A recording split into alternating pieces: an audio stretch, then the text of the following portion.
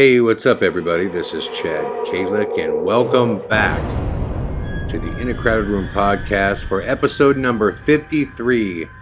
Where on this episode, I'm going to ask you all to open your mind here a little bit as we go a little bit deeper down the rabbit hole than I usually would. But I read something actually over the last few days that I found to be kind of fascinating when I allowed myself to kind of freely venture into the world of conspiracies, something kind of unique. And it starts with the recent vote to decriminalize psilocybin mushrooms in Denver. It's the first step towards ultimately making psilocybin mushrooms legal in Colorado. And obviously, Colorado has led the way with marijuana and cannabis and weed and THC products. And I'm a big supporter of legalizing all drugs.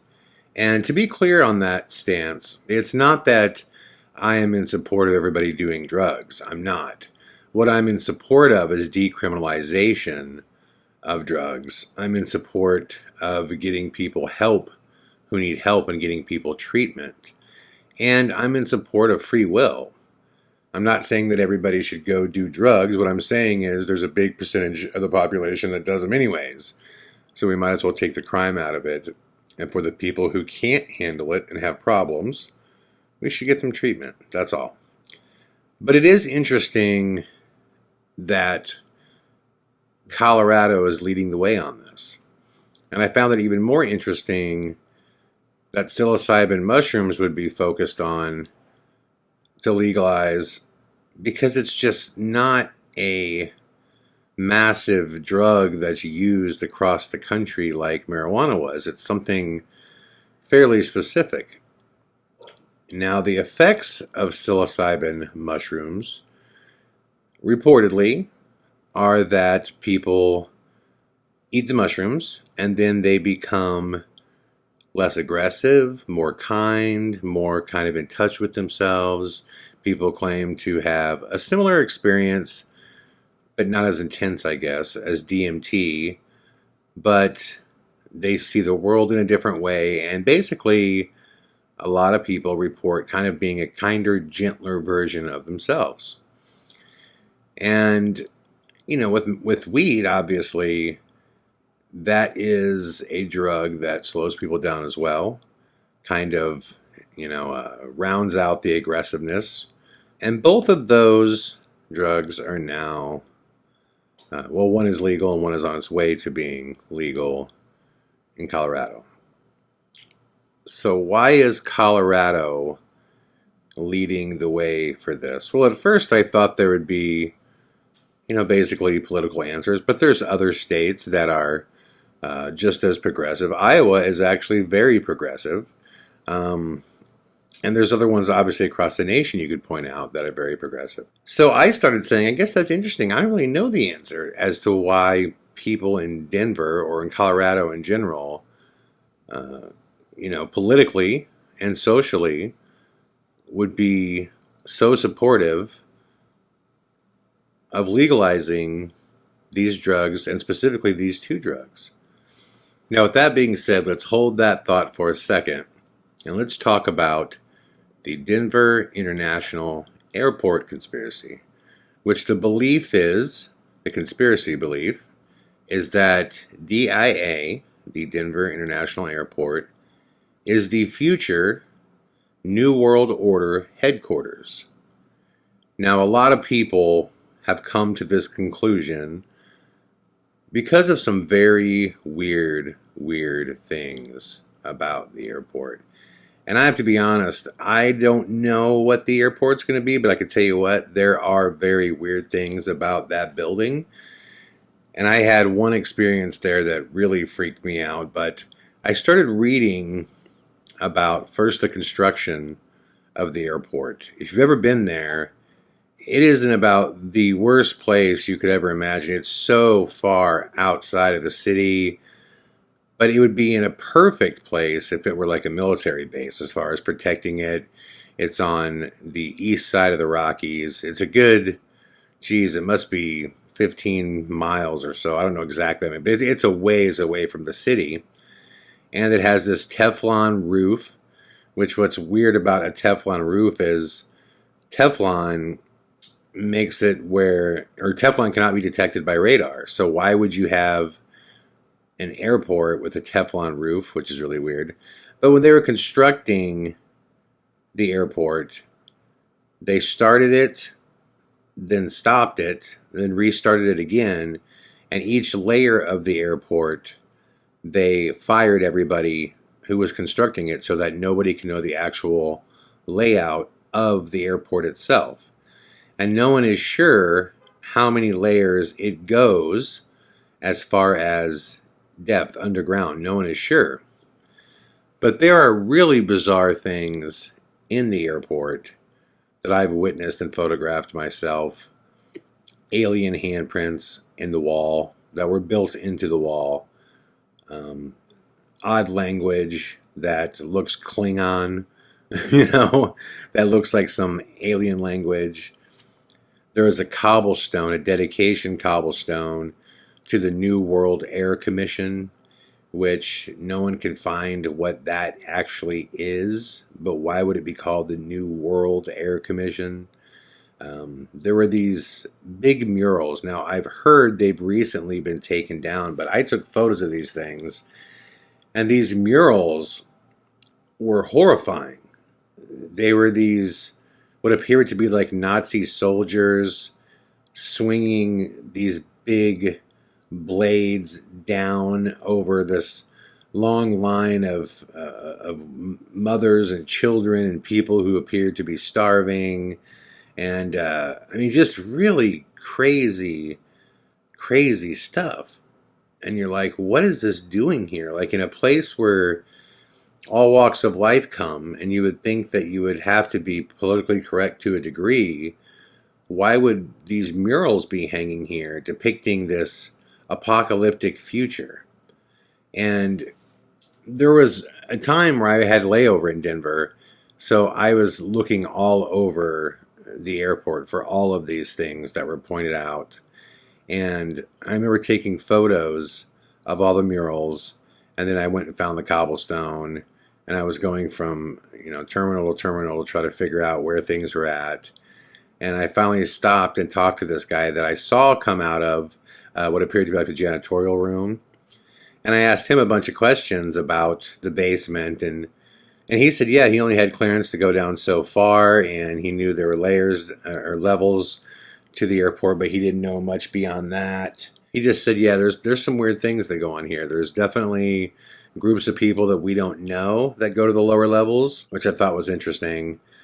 But I remember going back to the mural like the third or fourth time, and I was approached by a guy. He had a blue suit on, and I don't mean like it wasn't like a tailored suit. I mean like it was a full body, almost like a pilot suit. And he came up to me and he said, "Can I help you?" And I looked at him and I was like, "Huh?" And he's like, "Can I help you?" And I'm like, "With what?"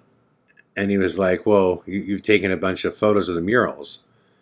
And I said, "So?" And he was like, "Well, I'm just wondering if there's anything, you need." And I asked him to identify himself. I said, "Well, no, I'm just taking pictures, but who are you?" And he said that he worked for Homeland Security. Oh, I said, "Okay, well, what's the deal?" And he said, "Well, do you have a flight that you're leaving from here?" I said, "Yeah, no, but it's not for another like 3 or 4 hours. I just got a really long layover, and I was just checking this stuff out." And he was cool with that. He went about his way. He was fine. He said, "Okay, cool. We were just asking." But again, I thought that's crazy. In this entire airport, they were able to single me out and come up to me and ask me what I was doing and why I'm taking pictures here, And I don't know that he was from Homeland Security. He never showed me, like a badge or anything, but that's just what he said. Now, it could mean nothing. Maybe they just saw, a dude inside an airport that's bouncing terminal to terminal, taking photos, and thought, this is weird, But having said that, there is something very, very strange about that airport. Especially, it's so new and they had all the time in the world to plan this thing, and it's just the most inconvenient thing in the world. It appears to be like a military base when you look at it from the outside. And if you know anything about the Rockies and the whole area of western Nebraska and Colorado, I mean, a lot of our missiles are controlled and launched from that area as well too, which is another reason why people think that DIA is going to be the next, or the first, I guess, headquarters of the New World Order. And this all kind of tied in oddly, to the whole Jade Helm conspiracy of, martial law taking over, and that we've discussed this in the podcast as well too. And I just see where people are going with this, because nothing about the building is just made to make anybody feel safe. I mean, the first thing you see when you drive in is what they call Blucifer, which is this massive blue horse with these red demonic eyes. I mean, everything about the place is just creeps you out, and when you build a major undertaking like this, like an airport, again, you would think that you would want to make it comforting and welcoming to all walks of life. And it isn't that way. In fact, it's very menacing, like you would want a headquarters to a regime to look like. That obviously is my opinion as far as the visuals go. But if you've been there, my guess is you probably know what I'm talking about. Now, where am I going with this?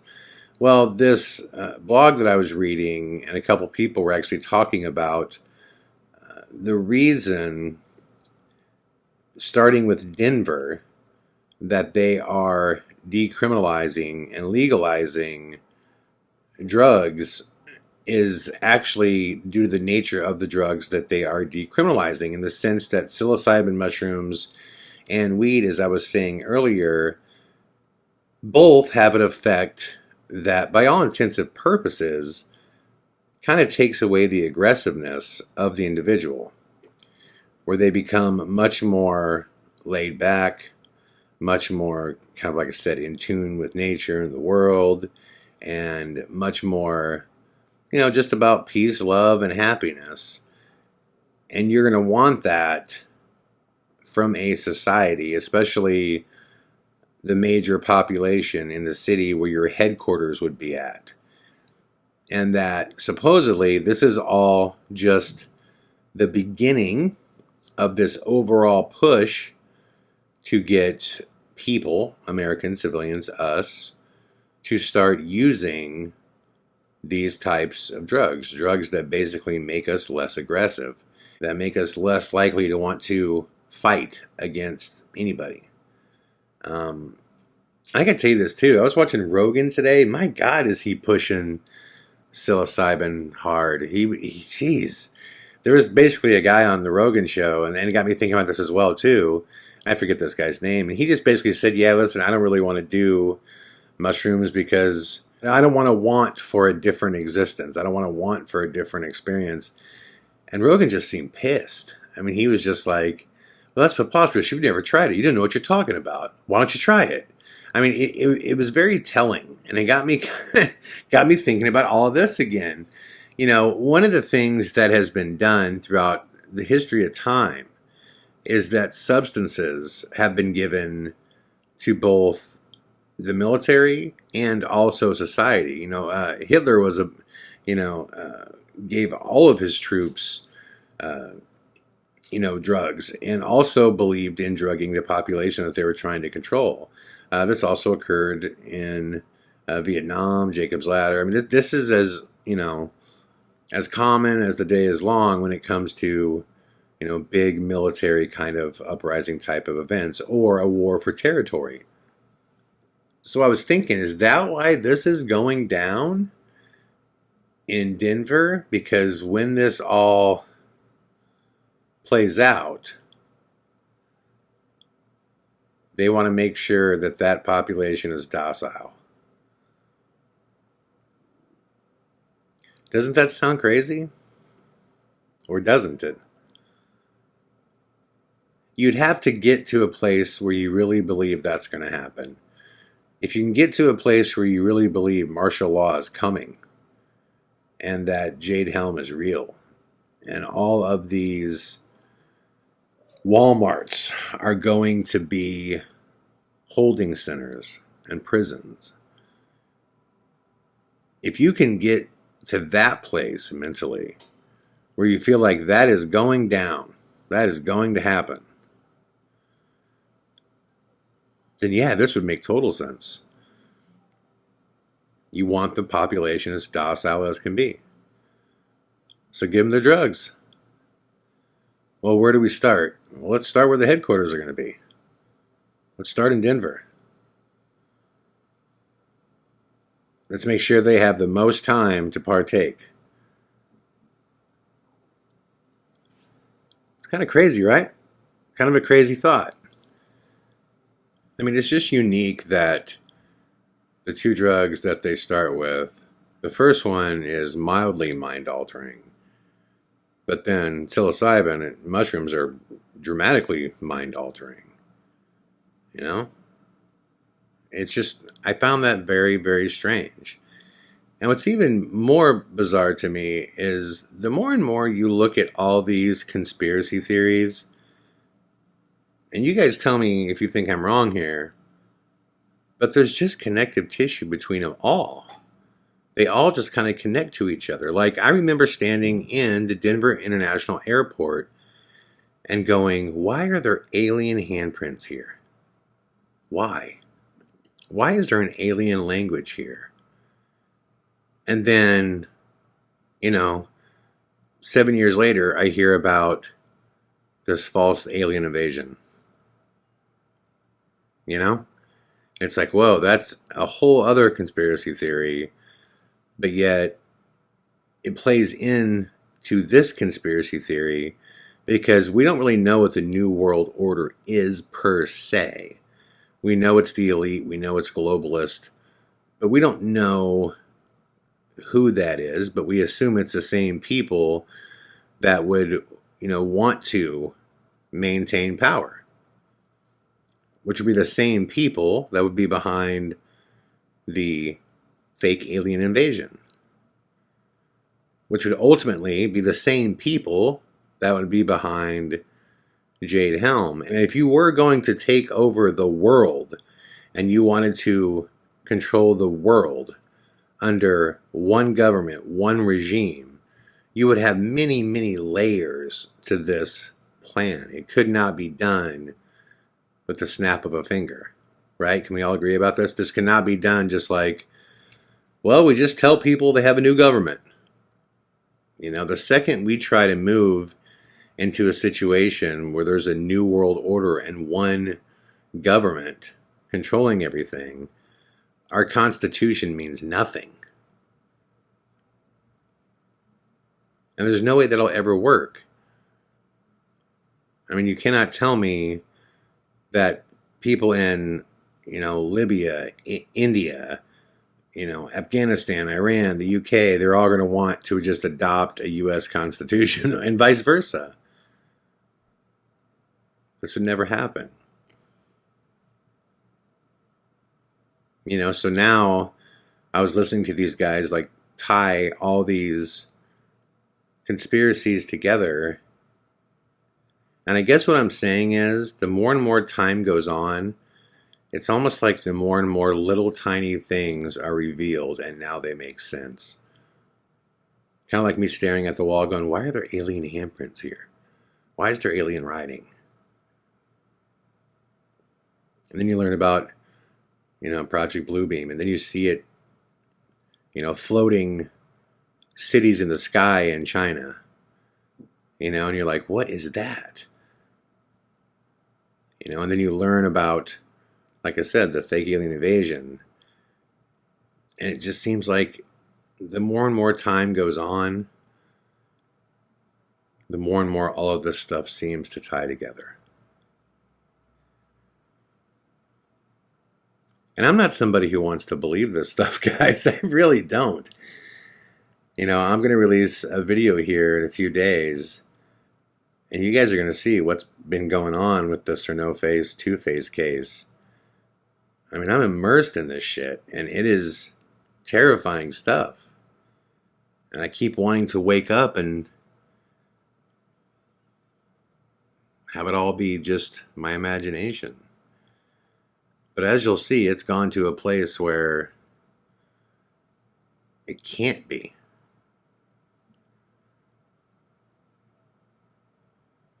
So what do you guys think? I'm really interested, guys, in what you think about this. Let me know in the comments if you think that all of this stuff is tied together.